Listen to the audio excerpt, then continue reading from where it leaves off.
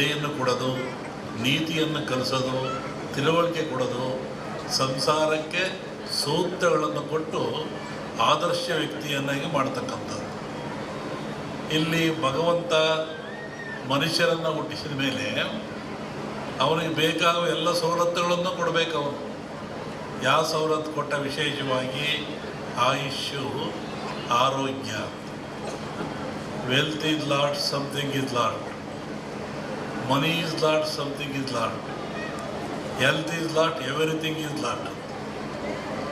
ಆರೋಗ್ಯ ಏನಾದರೂ ಕೆಟ್ಟರೆ ಎಲ್ಲವನ್ನೂ ಕಳ್ಕೊಳ್ತಾನೆ ಮನುಷ್ಯ. ಏನಿದ್ರೇನು, ಆರೋಗ್ಯ ಭಾಗ್ಯ ಇಲ್ಲದೆ ಹೋದರೆ ಆಯುಷ್ಯ ರೇಖೆ ಇದ್ದೇನು, ಸಂಪತ್ತು ರೇಖೆ ಇದ್ದೇನು. ಆರೋಗ್ಯ ಇಲ್ಲದವ್ರು ಏನು ಮಾಡ್ತಾನೆ?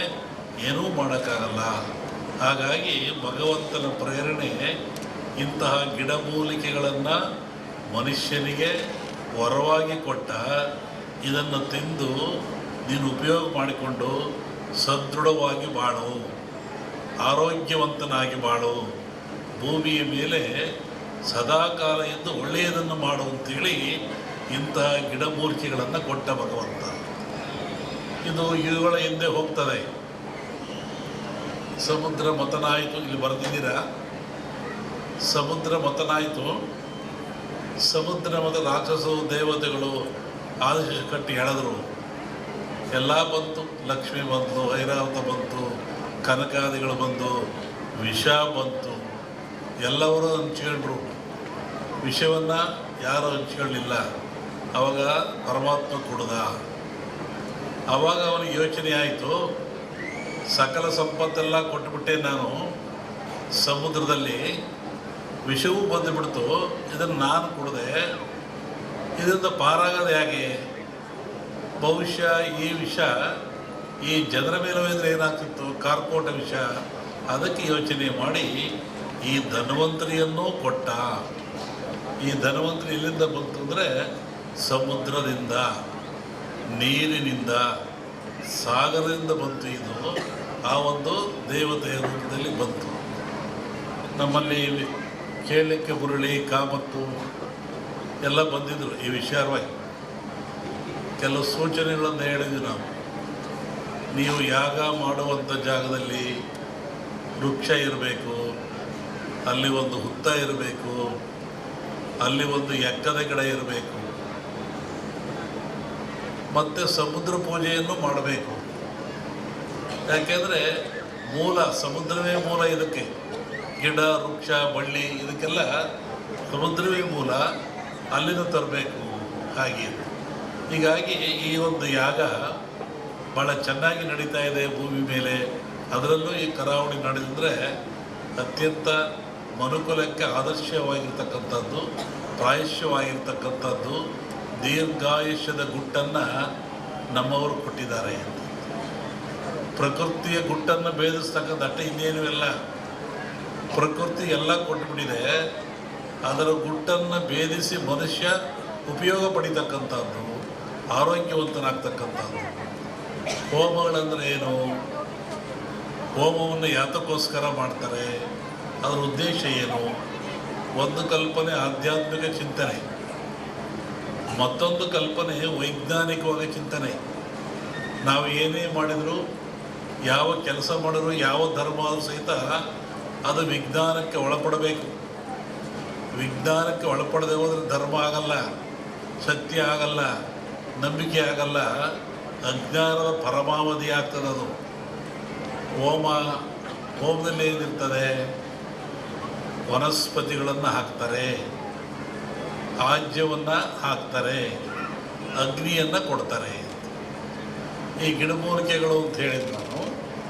ಈ ವನಸ್ಪತಿಗಳಿಂದ ಅಗ್ನಿಗೆ ಹಾಕಿ ಹೋಮ ಆಜ್ಯ ಸುರಿಯೋದ್ರಿಂದ ನಮ್ಮ ನಂಬಿಕೆ ಅಗ್ನಿ ದೇವತೆಗಳ ಮುಖ, ಅಲ್ಲಿ ಔಷಭಾಗ್ಯವನ್ನು ಕೊಡೋದ್ರಿಂದ ದೇವತೆಗಳಿಗೆ ತಲುಪ್ತದೆ. ಆವಾಗ ನಾಡು ಸಮೃದ್ಧಿಯಾಗಿರ್ತದೆ, ರೋಗ ರುಜಿನ ದೂರವಾಗ್ತದೆ. ಒಂದಾದರೆ ಅಗ್ನಿಯನ್ನು ಆರಾಧನೆ ಮಾಡಿದವರು ಯಾರು? ಇದು ಒಂದು ಪ್ರಶ್ನೆ.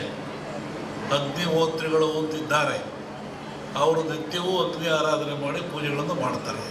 ಅದು ಒಗ್ಗದ ಭಾಗದಲ್ಲಿರಲಿ, ಜಗತ್ತಿನ ಯಾವ ಸಮಾಜ ಇರಲಿ, ಯಾವ ಜನ ಇರಲಿ, ಯಾವ ಕುಲ ಇರಲಿ, ಯಾವ ಪಂಥ ಇರಲಿ, ಅಗ್ನಿಯನ್ನು ಆರಾಧನೆ ಮಾಡದಿರೋರು ಯಾರು? ದೀಪ ಹಚ್ತೀರ ನೀವು ಮನೇಲಿ, ಅದೇನು? ಅಗ್ನಿ.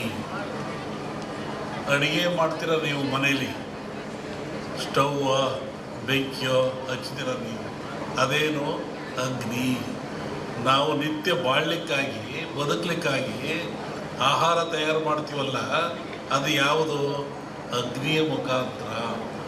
ಹಾಗೆ ಅಗ್ನಿ ಜಗತ್ತಿನ ಚರಾಚರಕ್ಕೆ, ಮನುಕುಲಕ್ಕೆ ಆದರ್ಶ, ಅವಶ್ಯಕ.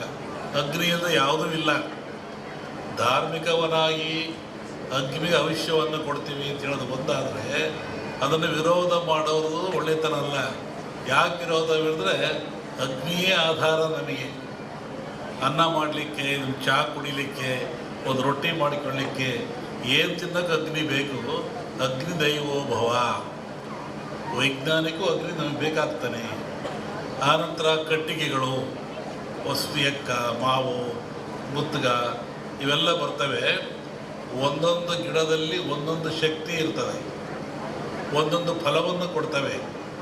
ಕಾಡಿನಲ್ಲಿ ಋಷಿಗಳು ಆಶ್ರಮದಲ್ಲಿ ಯಜ್ಞವನ್ನು ಮಾಡ್ತಾಯಿದ್ರು, ಹೋಮವನ್ನು ಮಾಡ್ತಾಯಿದ್ರು. ಅಂದರೆ ಆ ಧೂಮದಿಂದ, ಆ ಹೊಗೆಯಿಂದ ಪರಿಸರ ಶುದ್ಧವಾಗ್ತಾ ಇತ್ತು. ಮತ್ತೊಂದು ಒಳ್ಳೆಯ ಮಳೆ ಬೆಳೆಗಳು ಬರ್ತಾಯಿತ್ತು. ಕ್ರೂರವಾದ ಪ್ರಾಣಿಗಳು, ಕಾಡಿನಾಗ ಯಾರು ಇರ್ತಾರೆ? ಕ್ರೂರವಾದ ಪ್ರಾಣಿಗಳಿರ್ತವೆ. ಆ ಪ್ರಾಣಿಗಳು ಸಹಿತ ಮನುಷ್ಯನನ್ನು ಹಿಂಸೆ ಮಾಡಲ್ಲ. ಈ ಯಜ್ಞ ಮಾಡೋದ್ರಿಂದ, ಹೋಮ ಮಾಡೋದ್ರಿಂದ, ಆ ಬಂದ ಧೂಮದಿಂದ ಮನಸ್ಸು ಪರಿವರ್ತನೆಯಾಗಿ ಶಾಂತ ಸ್ವಭಾವಕ್ಕೆ ಬರ್ತವೆ. ಆವಾಗ ಮನುಷ್ಯರೊಂದಿಗೆ ಅವು ಸ್ನೇಹಿಗಳಾಗ್ತವೆ. ಅನೇಕ ಕಥೆಗಳನ್ನು ಕೇಳಿದ್ದೀವಿ. ಸ್ವಾಮಿಗಳಿದ್ದರು, ಅಲ್ಲಿ ಹುಲಿ ಬರ್ತಾಯಿತ್ತು, ಸಿಂಹ ಬರ್ತಾಯಿತ್ತು, ಹುಲಿ ಮೇಲೆ ಸ್ವಾಮಿಗಳು ಹೋಗ್ತಾಯಿದ್ರು.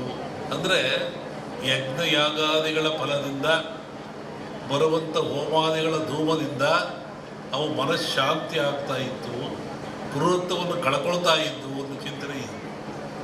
ಆನಂತರ ರಾಜರು, ಮಹಾರಾಜಗಳು, ಇವತ್ತಿನ ರಾಜರಿಗೆ 10 ರೂಪಾಯಿ ಕೊಡೋ ಶಕ್ತಿ ಇಲ್ಲ ಸರ್ಕಾರದನ್ನು. ಆವತ್ತಿನ ರಾಜರುಗಳಿಗೆ ತಲೆಯನ್ನು ಕಡಿಸುವಷ್ಟ ಶಕ್ತಿ ಇತ್ತು. ಇದ್ದಲ್ಲೇ ಆದೇಶ ಕೊಡ್ತೆ ತಲೆ ಕಟ್ಟು ಮಾಡುವುದಿದ್ದ ಅವನು. ಅಂತಹ ಶಕ್ತಿ ಅವನಿಗಿತ್ತು, ಸಾರ್ವಭೌಮತ್ವವಿತ್ತು. ಅಂಥವ್ರು ಏನು ಮಾಡ್ತಾಯಿದ್ರು? ನಾರ್ಮುಡಿಯಲ್ಲಿ, ಬರಿಗಾಲಿನಲ್ಲಿ ಕಾಡಿಗೆ ಹೋಗಿ, ಆಶ್ರಮಕ್ಕೆ ಹೋಗಿ, ಋಷಿಗಳ ಮುನಿಗಳಿಗೆ ಶಿರವಾಗಿ ಆ ಅಗ್ನಿ